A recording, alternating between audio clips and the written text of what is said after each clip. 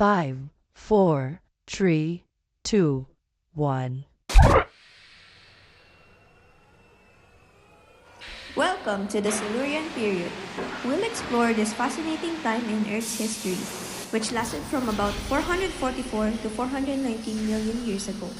The Silurian is the third and shortest period of the Paleozoic era.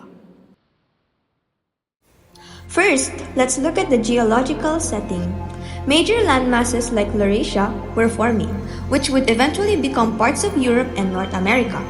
At this time, continents were low and sea levels rose as glaciers melted from the late Ordovician. These changes created wide, shallow seas, which became rich habitats for marine life.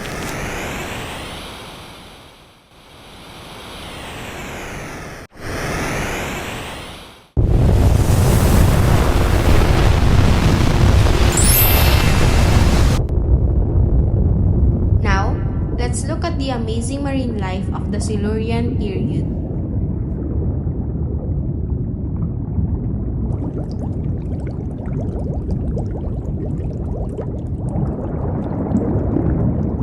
One of the most interesting groups was the Eurypterids or sea scorpions.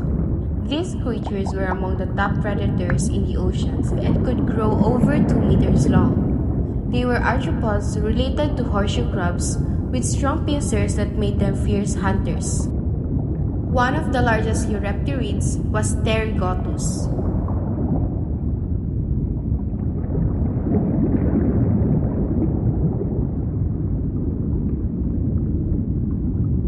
A common fish type was Agnatha, a jawless fish similar to modern hagfish and lampreys.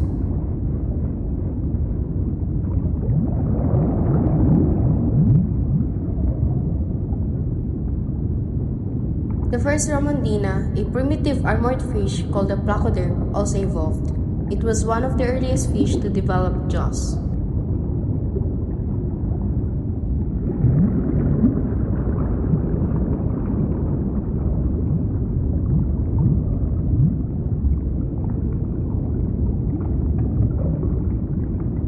Trilobites look like little hard-shelled insects and are often nicknamed bugs by fossil collectors, but they are not related to insects. They were declining but were still locally common in the Silurian.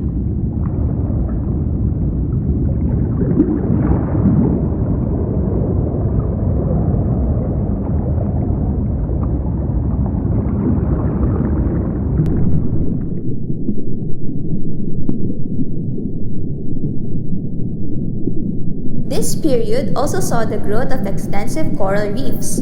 Corals adapted to shallow waters, creating diverse ecosystems. The major reef-forming animals were tabulate corals,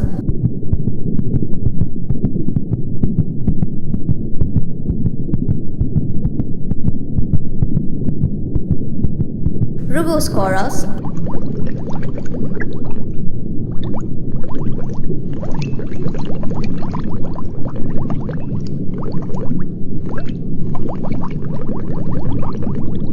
and stromatoporoids, an extinct type of sponge.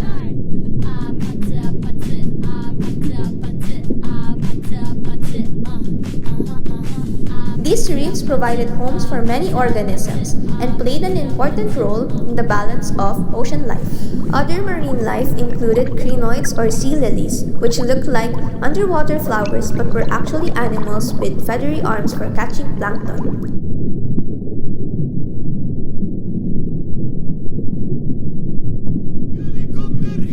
Nautiloids were shelled relatives of modern squids and octopuses, known for their coiled or straight shells and hunting skills.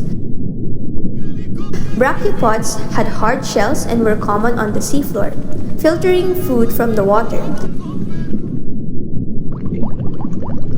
Gastropods, or early snails, were small and diverse, adding to the variety of Silurian marine life.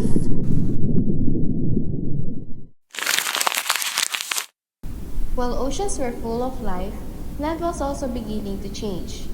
The Silurian period saw the rise of the first vascular plants, with Cooksonia as one of the earliest examples.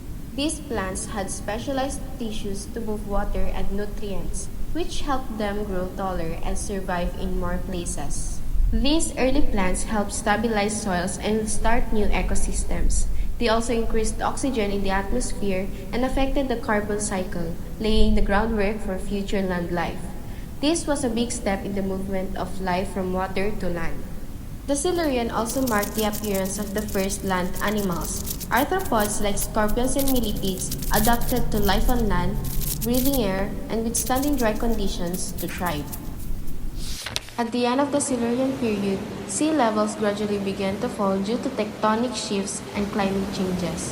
This reduced shallow marine habitats, affecting coral reefs and marine life, and prepared the way for new adaptations in the Devonian period. The Silurian period was a crucial time in Earth's history. It featured significant evolutionary changes, particularly in marine life, the appearance of land plants, and a steady climate. This period set the stage for the Devonian, often called the Age of Fish, and laid the groundwork for the biodiversity we see today. The Silurian inspires us to appreciate the delicate balance of life on Earth and the importance of adaptation in our ever-changing world. As we end, how might life on Earth continue to evolve? And how can lessons from the past help us understand adaptation and biodiversity?